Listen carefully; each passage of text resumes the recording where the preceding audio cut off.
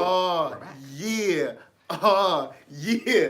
Late Ill Kid at OneYoungsta holding it down, bringing that street geek and nerd soul. What is up, my people, today?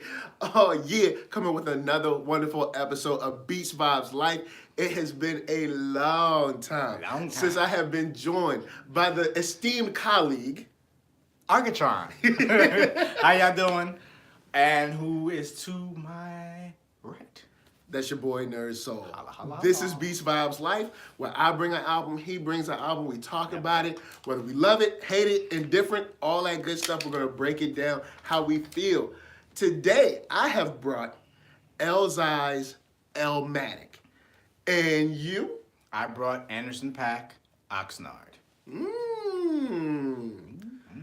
Yes. So who should go first? Because we've been on Thanksgiving break. Oh, actually, we've been on break for Thanksgiving. You can check out this channel. You can see this man and his crew, Kick Snare Go, Oh, yeah. in a whole bunch of videos, just playing beats. You know, breaking down how they do their music.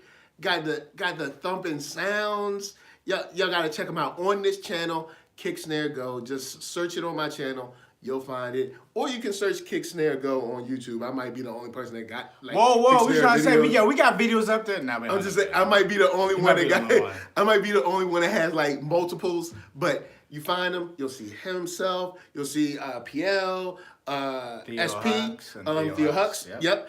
All them. Shout out to Jump Off Sound. Yeah, Jump Off Sound. Midnight Marauders. Yo. That was ill. Yo, some good stuff. So, I guess I'll let you go first. Cause you want me to go first? Anderson, you know what? We'll go old because eLmatic came out way long. We might have to remind y'all. So, Elzhi, to give you guys an idea of who he is, Elzhi is a artist from Detroit. What up, though? I first came up on his work when he was with Slum Village for a short period of time. Okay. And I was like, I didn't feel like he was a good fit for that group, but I thought he was a good rapper. I agree. I was like, this kid is killing it. But he does not fit this Nah, it didn't make any sense at all. He didn't fit at all. It made no sense for him to be in Slum Village. It didn't seem like he was right for that. The fit wasn't right.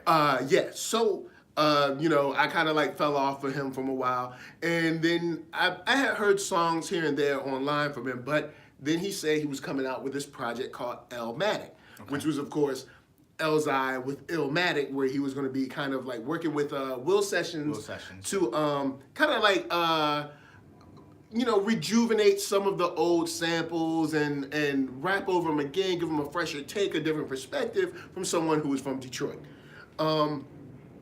I was worried because even though Elzhi is a skilled lyricist, eLmatic is one of those things that you kind of don't touch. Little Miss Chocolate, what up? What up? Nice to see you. Greetings. Star Trek, I'll be back, baby. No, I'm just playing. but I was worried because I was like, like Nas when he came out. It was just one of those things, like like when Rakim came out, when Run DMC came out, it was like one of those things, one of those like markers in hip hop, like whoa. Yeah. eLmatic was one of those definitely fixed points in history where like you can't you don't want to mess with that too much unless you do a good job at it. Yes. So I was worried about this album, but when it dropped, I was like, wow. Okay. Not only are the rhymes on point, but I kind of like how they tweak these samples a little bit.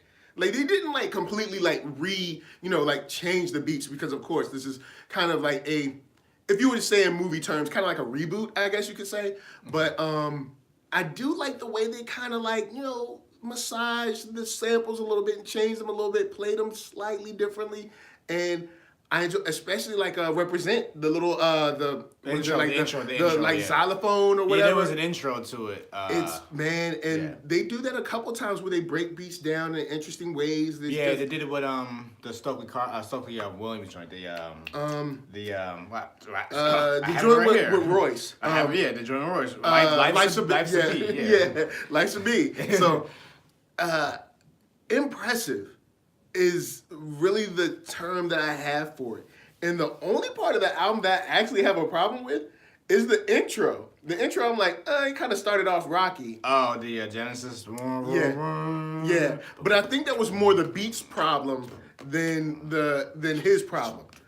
But everything, like, the hood is like a glass house the devil throws stones through. That still hits me every time because just thinking about it, you're just like, yeah. It's like it's a very vivid lyric, and there's just parts like that all throughout this album, and it's very solid to be a kind of like this thing that's like, I want to see if I can do this, It came out very well. But how do you feel about eLmatic? I felt back then, it's pretty much the same way you felt. I was a little apprehensive, like, whoa, what is he doing? Like, oh. eLmatic? What? eLmatic? So I was definitely skeptical back then. I heard the album only one time back then.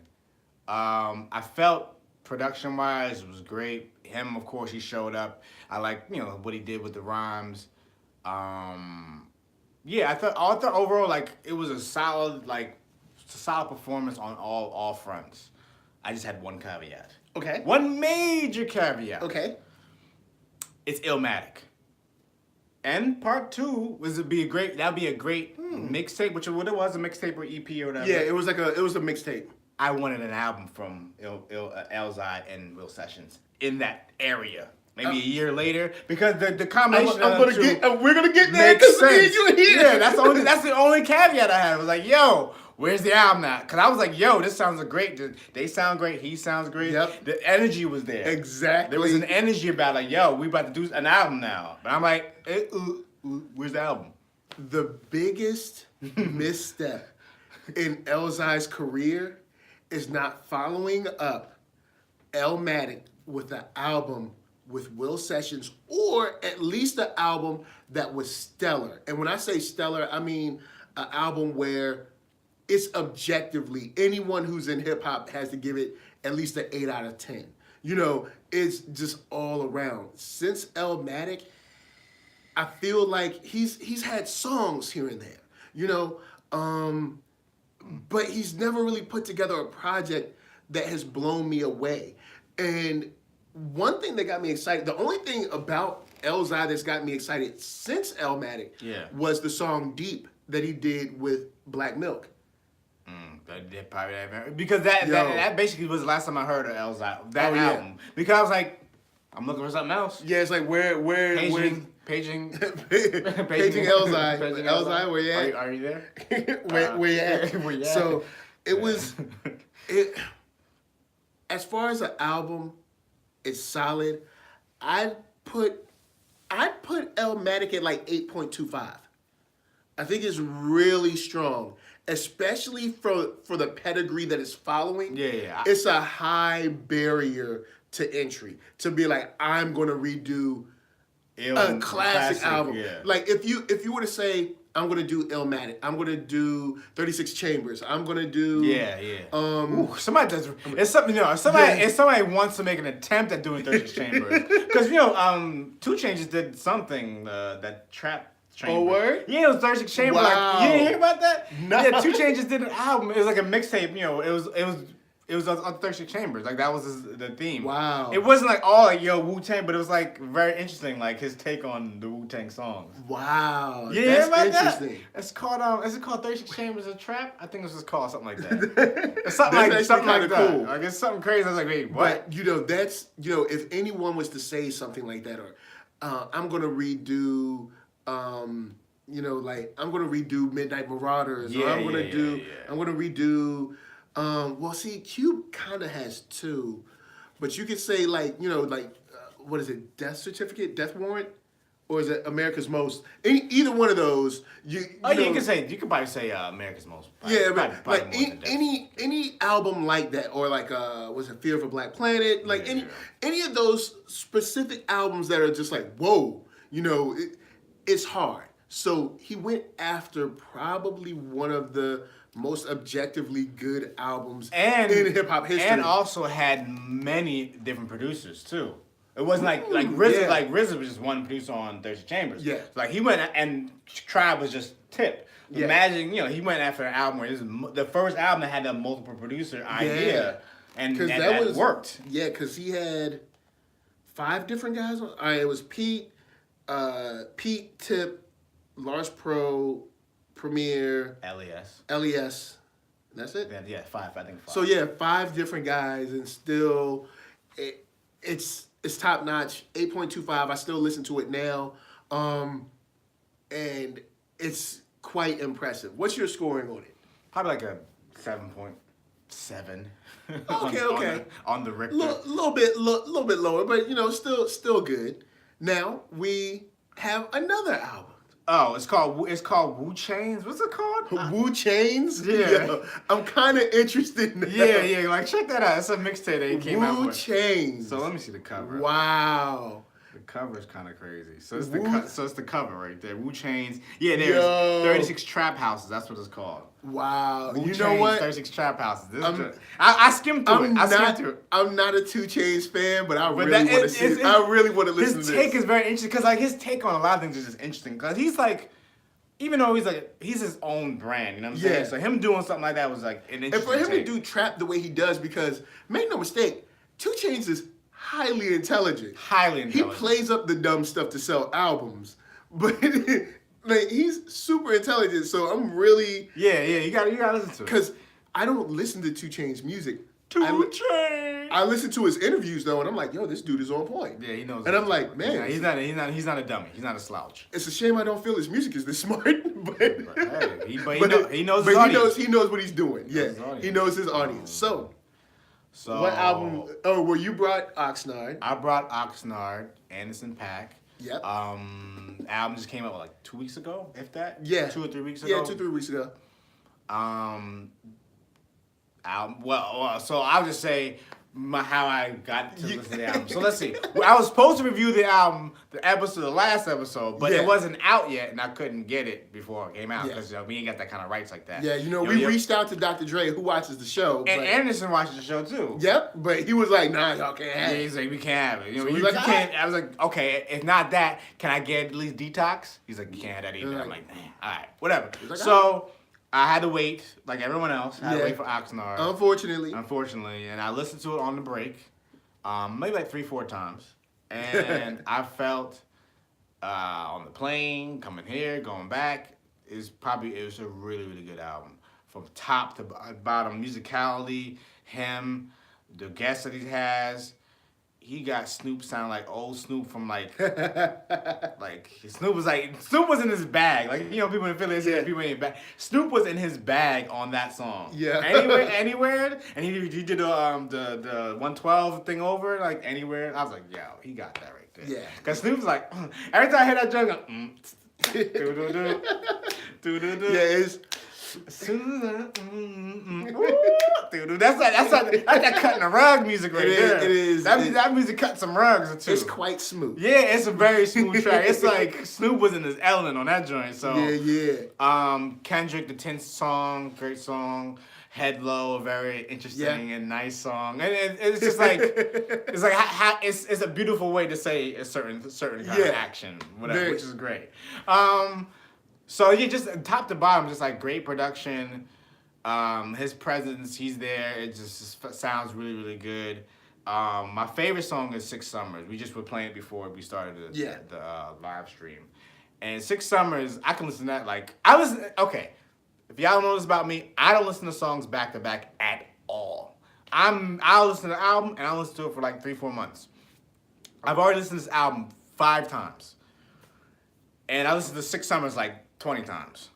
So that's how you know I like a song or even like an album. So I really, really like this album. Not surprisingly, because I did always like his music from Malibu to the Yes Lord to everything he did, the EP, I think, I forgot what it's called, No Worries, him and Knowledge, whatever.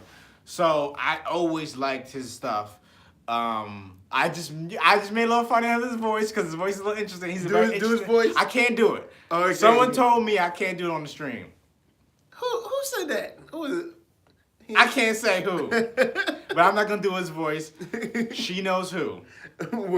Big shout out to Jason coming through. I think it's on Spotify. I mean, I assume it should be. I mean, it's on Aftermath, so it should be on Spotify. Yeah, Aftermath. You got Dre's on there performing. Interestingly, like a robot. But He's like a robot. yeah, because Dre's like he's not even like when he works with Kendrick, he sounds like Kendrick. When he works with Anderson, he's gonna sound like Anderson. So it's like who is Dre now? Who is he really? Yeah. But production wise, Dre did some production on this album too, which is surprising too, because Dre like he don't let nothing out. So and also Q-Tip is on here doing some production and on the song, the last song talking about Fife, and he's talking about Mac Miller. Yeah, very good song. Yeah, just top to bottom, it's like, yeah, you did that, dude. You went all the way in. You went all the way in. So I feel if I had to give it a number rating, this is in the 9.2 in my book. Wow. I'm giving it that right now. Wow.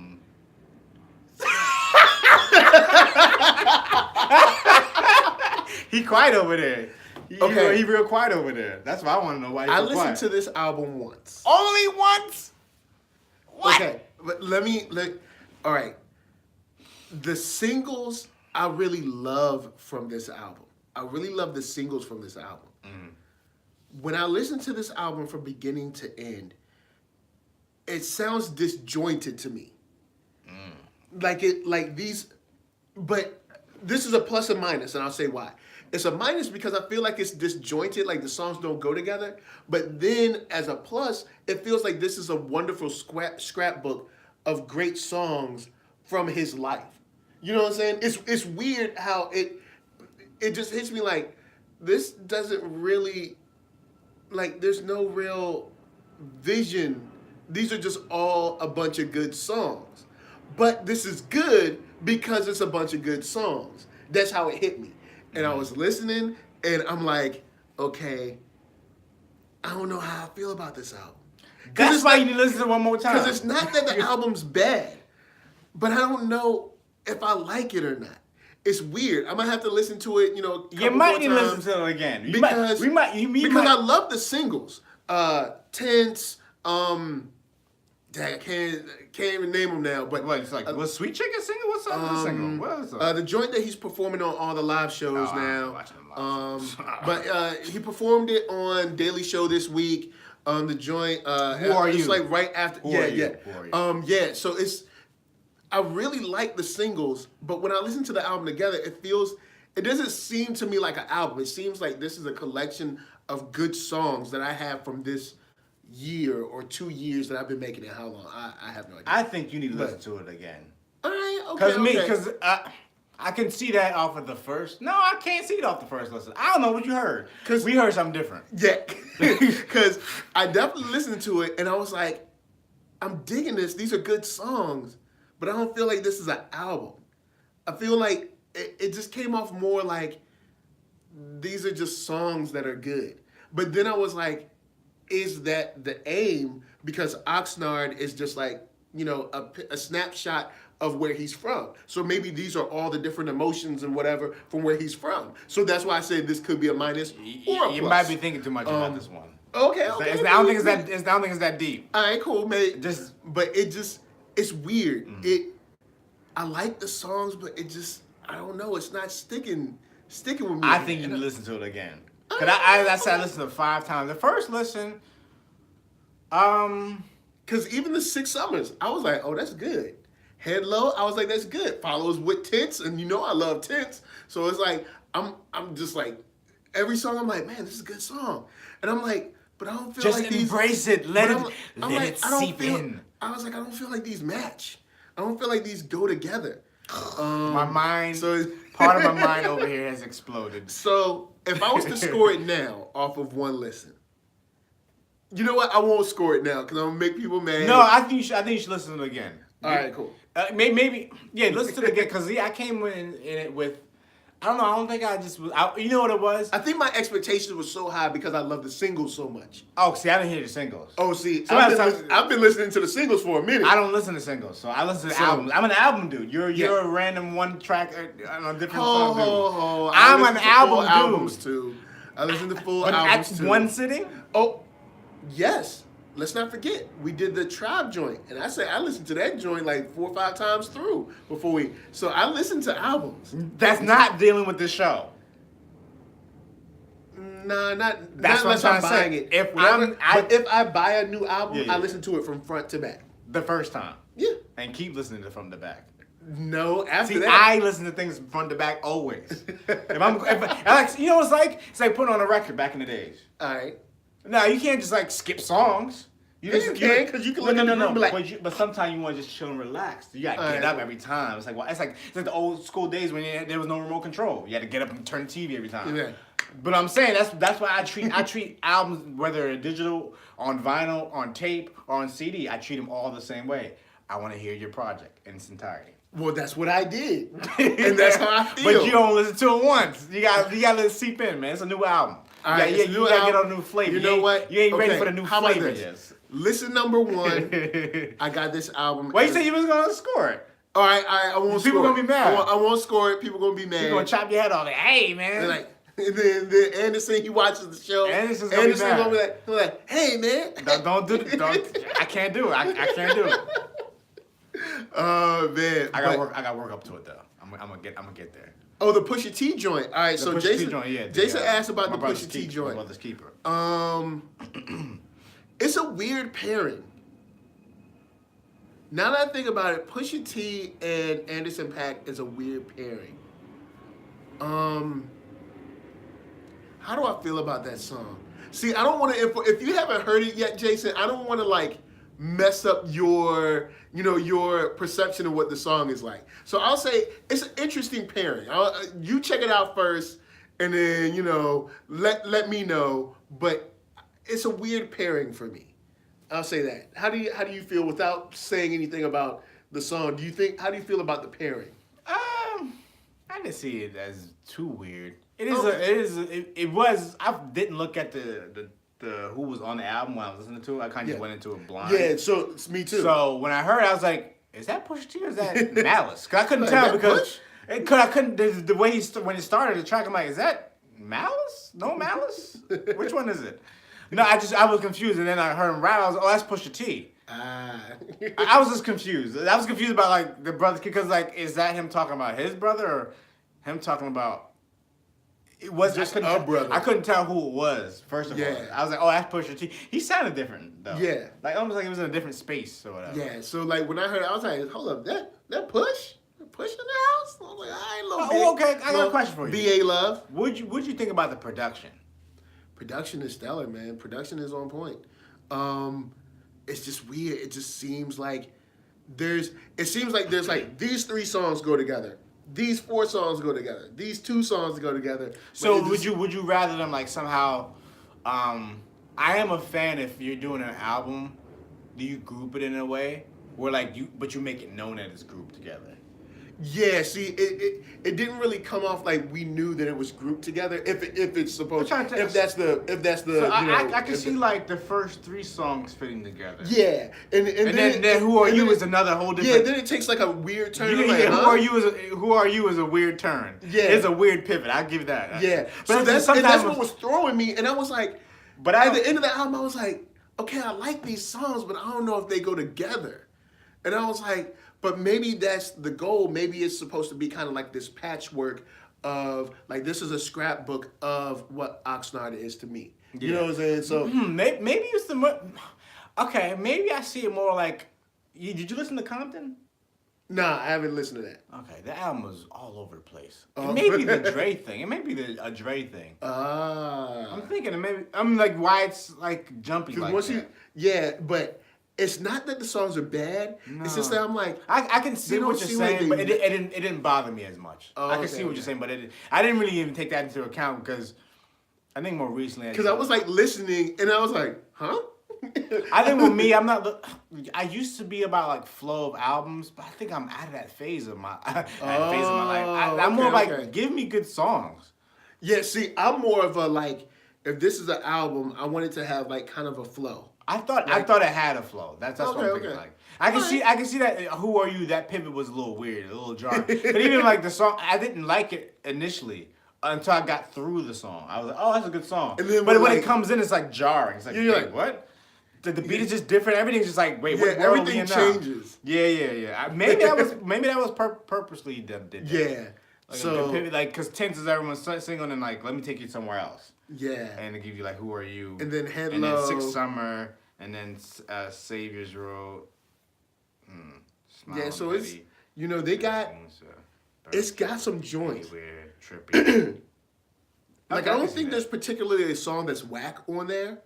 Trying to think, nah. And Busta Rhymes on this album too.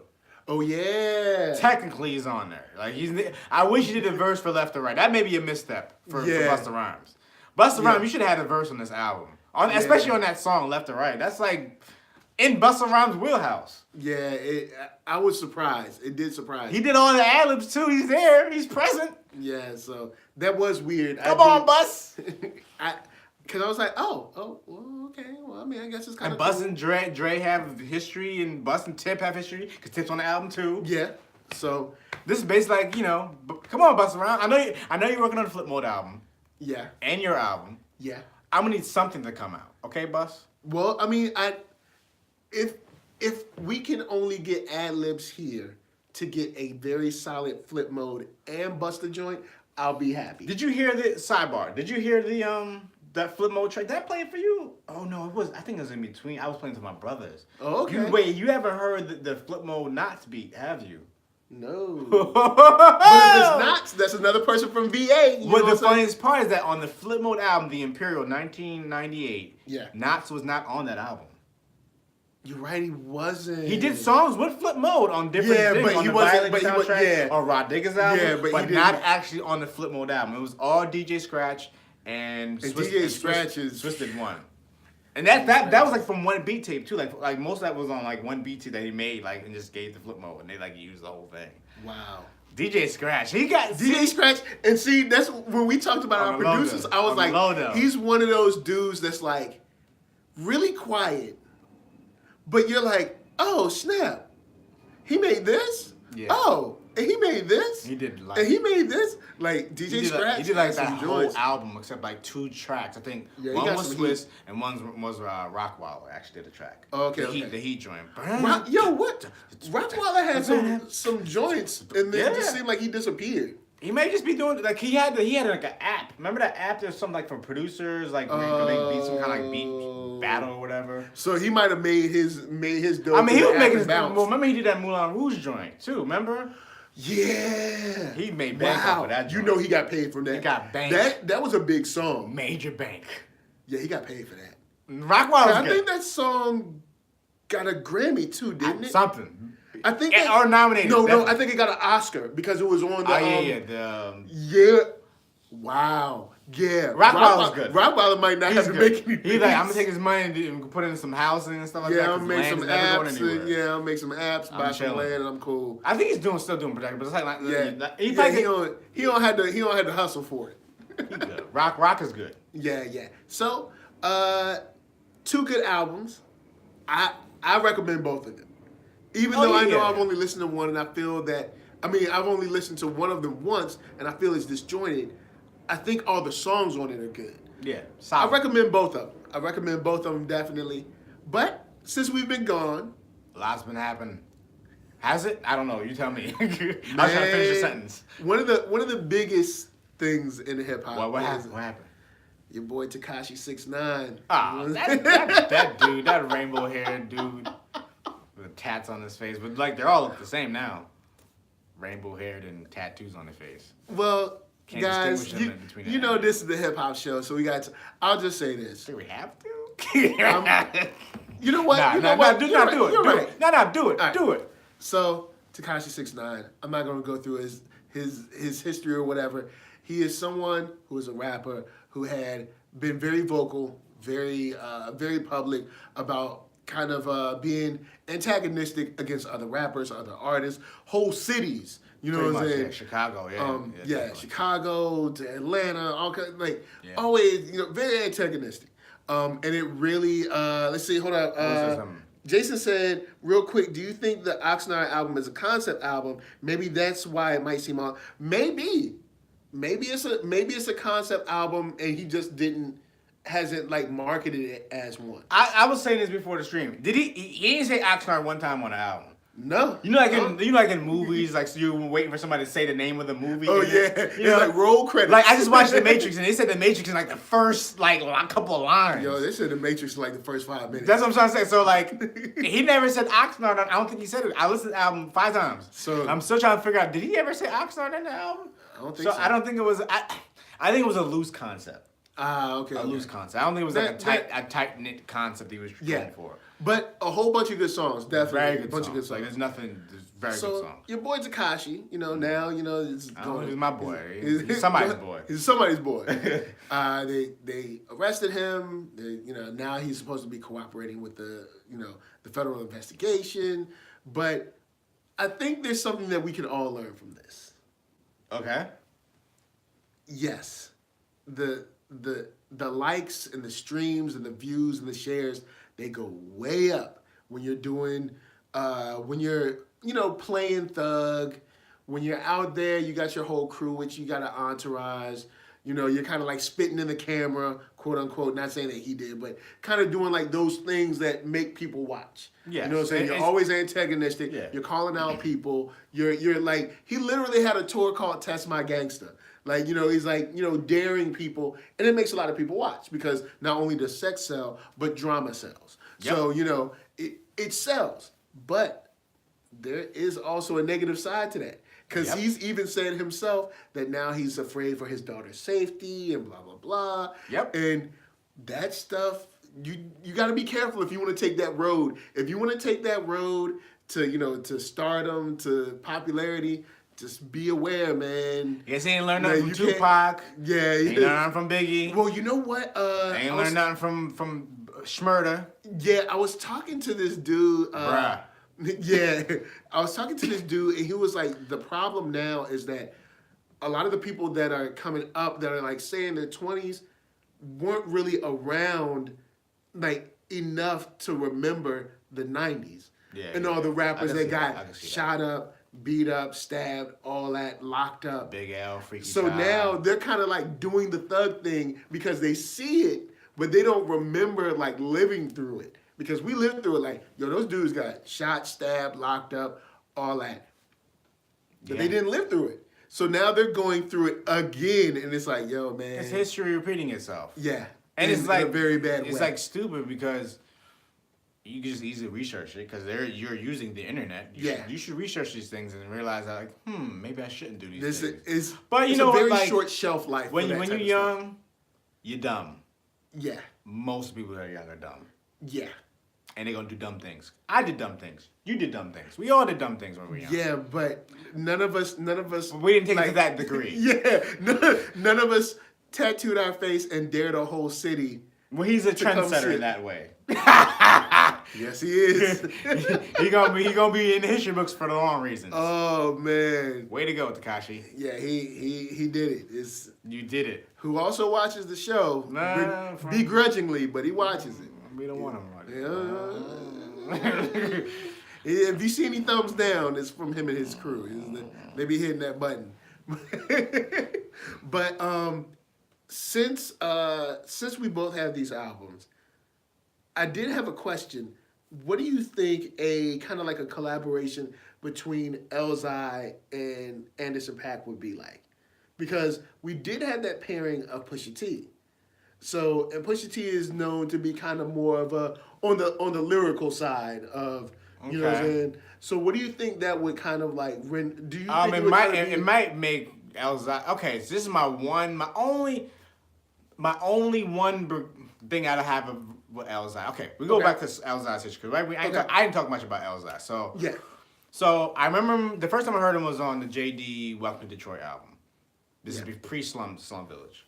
Way before Slum. Not that far away. Because he was on the next Slum Village album. He was on Slum Village Trinity album. That was 2002. He was on 2001 on the JD album.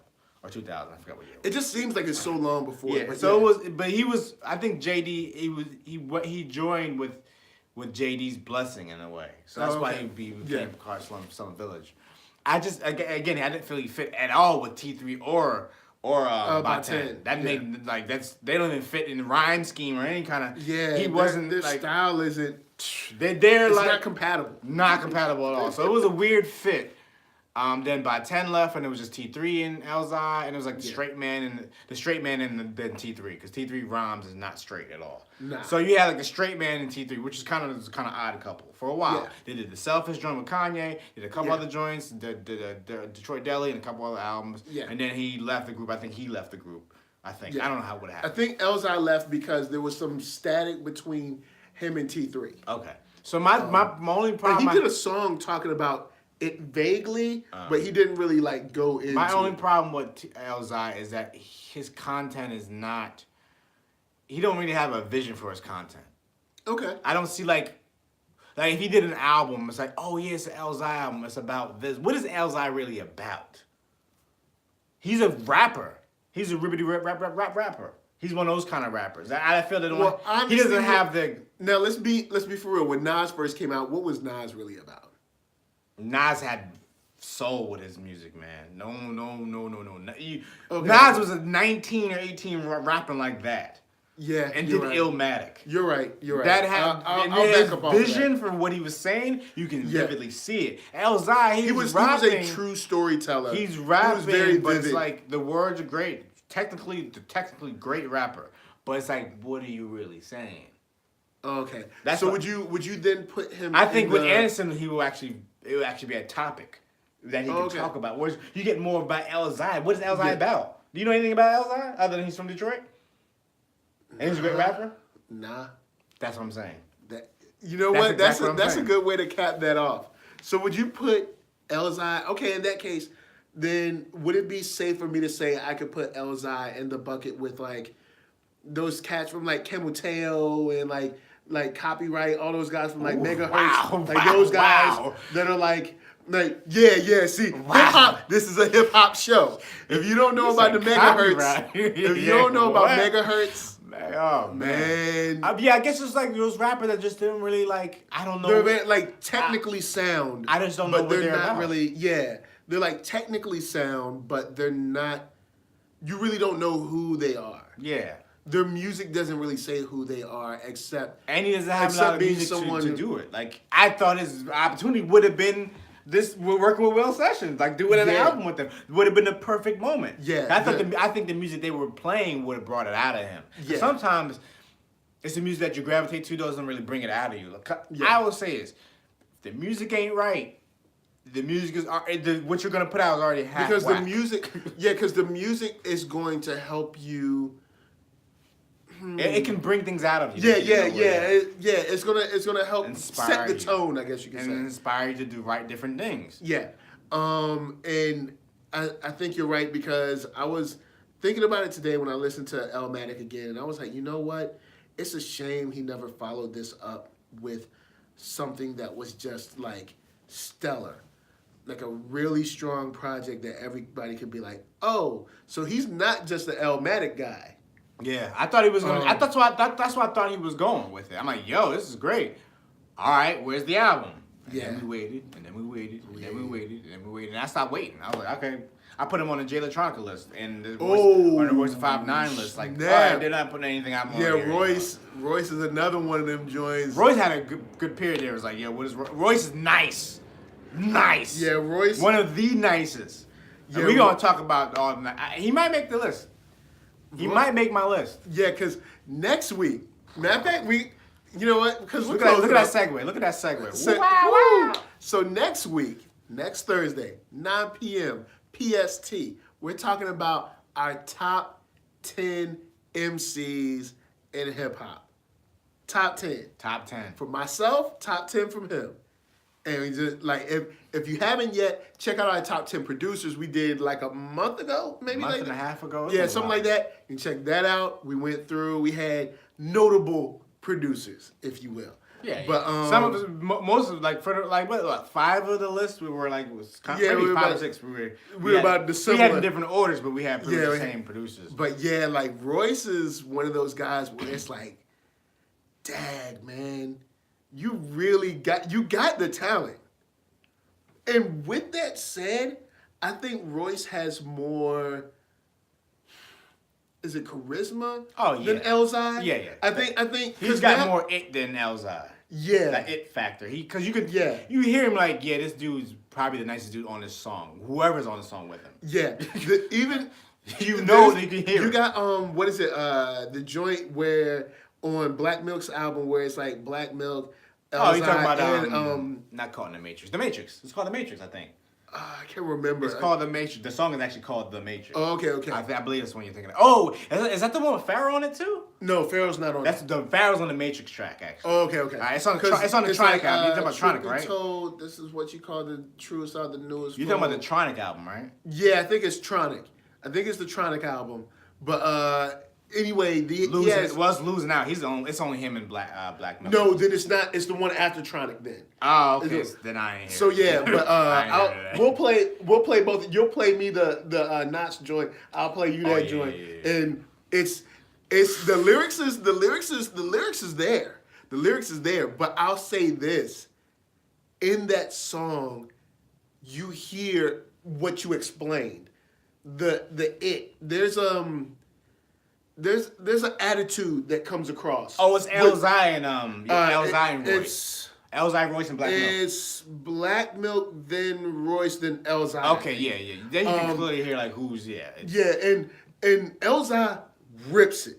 I am not gonna lie to you, but there's a personality or like a charisma that Royce puts forward that Elzhi doesn't. And this isn't a diss to Elzhi, but it is more of a, like, yo, this is just straight bars. Here it is, straight bars. Here you go. This is right. And Royce is more like, this is bars, but I got a little flavor. Like, I got a little, oomph with it. Royce is nice. Royce is nice, but unfortunately allowed himself to be held back by someone who watches this show and also hits the thumbs down button. Who are you talking about? He made an album earlier this year, had an airplane on a. You talking about Kamikaze? What you talking about? Talking about your boy, Candy himself. That's right. Yeah. M watches the show. What up, Marshall? Eminem watches the show, and I think he's gonna make the top 10. All right, if I was to score Eminem on my, I guess he'd make top 50, maybe top 100, top 50. Why you said top 100? I think Eminem could make top 50. Well, here's why.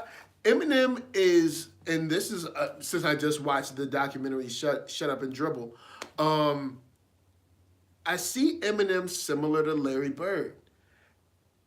If Larry Bird was black, they would not make such a deal about it. He'd just be another player. Yeah, people always say that. But since he was, if Eminem, because I mean, what has Eminem really brought to the table that another black artist hasn't, except the fact that he was white? And like when you start thinking about it, and then you start thinking about his albums, then you're like, man, he's got like one.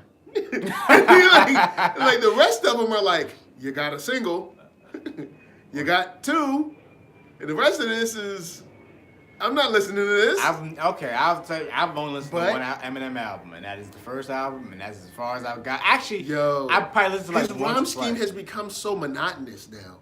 Yeah. I can't. Have you heard of that dude making fun of Eminem on? Yo, that joint is so funny. Scram. When he was like blam blam and a cham and a clam, and I was just like, yo, floorboards, the smorgasbord. Yo, I ain't gonna front. That's Marshall. That's you. I know you hit that thumbs down, but that's you. That's you. You know what I'm saying? Smorgasbord and the floorboards and scorn. Floorboards and the scorn and chore and doors. Smorgasbord.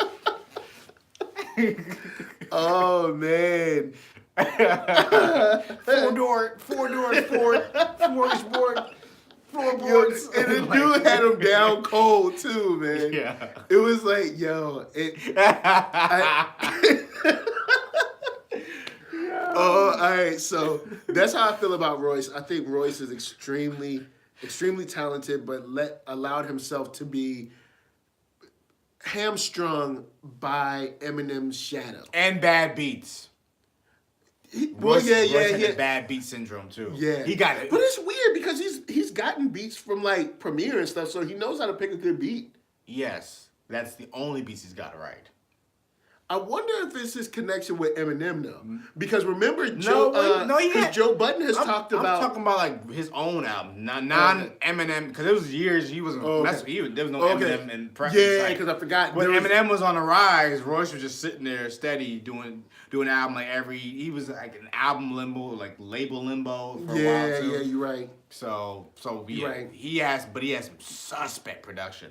Suspect. Why? And Haslo, who watches the show, that Royce is his guy, so me and him ran down most of Royce the 5'9's production. Trash. I'm like, yo, who is these people making these beats? Bad. And to top it off, and the height of your career, and Dilla was still alive, and you from Detroit. What you doing, man? How did you not get beats from Dilla? He got some beats. He got a couple. Oh, yeah. He got the Let's Grow joint that was on the oh, yeah, yo. He got a couple. Like, come on, man.